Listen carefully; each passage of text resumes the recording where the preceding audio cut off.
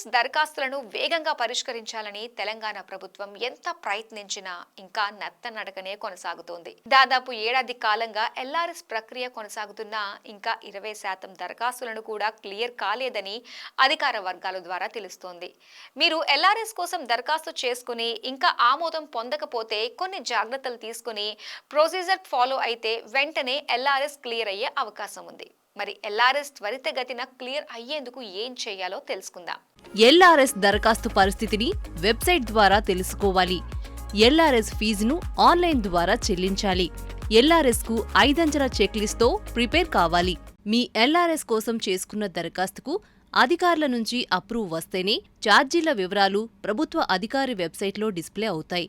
లేకపోతే no data అని కనిపిస్తుంది. అప్రూవ్ అయిందా లేదా అనేది కూడా ఎల్ఆర్ఎస్ వెబ్సైట్లోనే తెలుసుకోవచ్చు. మీ దరఖాస్తుకు అప్రూవ్ వచ్చినట్లు ఉంటే ఫీజు వివరాలను తెలుసుకోవచ్చు. అంతేకాకుండా వెబ్సైట్లోనే సింపుల్గా క్యూఆర్ కోడ్ స్కాన్ చేయడం లేదా ఇతర మార్గాల ద్వారా పేమెంట్ చేయవచ్చు. ఎల్ఆర్ఎస్ కోసం దరఖాస్తు చేసుకున్న వాళ్లు ఎల్ఆర్ఎస్ తెలంగాణ వెబ్సైట్లోకి వెళ్లాలి. ఈ వెబ్సైట్లోకి వెళ్లగానే అఫీషియల్ లాగిన్, సిటిజన్ లాగిన్ కనిపిస్తుంది. ఇందులో మీరు సిటిజన్ లాగిన్ అవ్వాలి. ఇక్కడ మీరు దరఖాస్తు చేసుకున్న సమయంలో ఇచ్చిన మొబైల్ నంబర్ను నమోదు చేయాలి. మీకు ఓటీపీ వస్తుంది. ఓటీపీ నెంబర్ను ఎంట్రీ చేసి వెరిఫైడ్ ఓటీపీపై క్లిక్ చేస్తే మీకు మరో పేజీ ఓపెన్ అవుతుంది. ఇక్కడ హోమ్ పేజీలో LRS plot fee payment, LRS layout fee payment ఆప్షన్లుంటాయి. మీరు దేనికైతే దరఖాస్తు చేశారో అందుకు అనుగుణంగా ఆప్షన్పై క్లిక్ చేస్తే మీ అప్లికేషన్ వివరాలు కనిపిస్తాయి. దీంట్లోనే చివర్లో ఫీజు వివరాల ఆప్షన్ ఉంటుంది. దీనిపై క్లిక్ చేస్తే పీడీఎఫ్ ఓపెన్ అవుతుంది.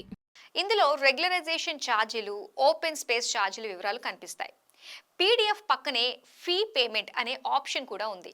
దీనిపై క్లిక్ చేసి మీ క్రమబద్ధీకరణ ఛార్జీలను చెల్లించవచ్చు. క్యూఆర్ కోడ్ స్కాన్ చేయటమే కాకుండా ఇతర మార్గాల ద్వారా ఈ ప్రాసెస్ పూర్తి చేయొచ్చు. పేమెంట్ ప్రాసెస్ పూర్తి కాగానే మీ చెల్లింపులకు సంబంధించి మరో డాక్యుమెంట్ జనరేట్ అవుతుంది.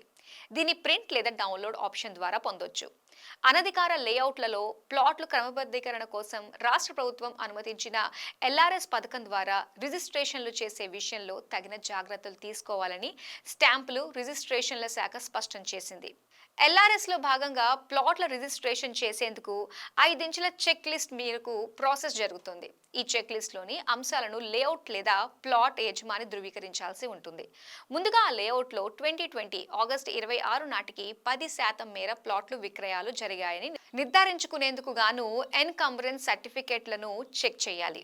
అదేవిధంగా ప్రత్యేక ఫార్మాట్లో సదరు 10% ప్లాట్ల వివరాలను ఇవ్వాలి. 10% ప్లాట్లు అమ్మిన అనంతరం లేఅవుట్ ప్లాన్ చెక్ చేయాలి.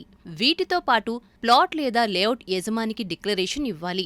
ఎల్ఆర్ఎస్ దరఖాస్తు నంబర్తో పాటు ప్లాట్ యజమాని ప్రభుత్వానికి చెల్లించిన మొత్తానికి రసీదును పరిశీలించిన అనంతరం రిజిస్ట్రేషన్ చెయ్యాలా వద్దా అన్న దానిపై సబ్ రిజిస్ట్రార్లు నిర్ణయం తీసుకోవాల్సి ఉంటుంది. లేఅవుట్ యజమానులు ఇవ్వాల్సిన ప్రత్యేక ఫార్మాట్లో జిల్లా, మండలం, గ్రామం, సర్వే నంబర్, లేఅవుట్ విస్తీర్ణం, లేఅవుట్లోని మొత్తం ప్లాట్లు, క్రయ విక్రయ లావాదేవీలు జరిగిన 10% ప్లాట్లకు సంబంధించి ప్లాట్ల నంబర్లు, రిజిస్టర్ డాక్యుమెంట్ నంబర్లు, సంవత్సరం, ఏ సబ్ రిజిస్ట్రార్ కార్యాలయంలో లావాదేవీ జరిగింది అనే వివరాలను ఇవ్వాల్సి ఉంటుంది.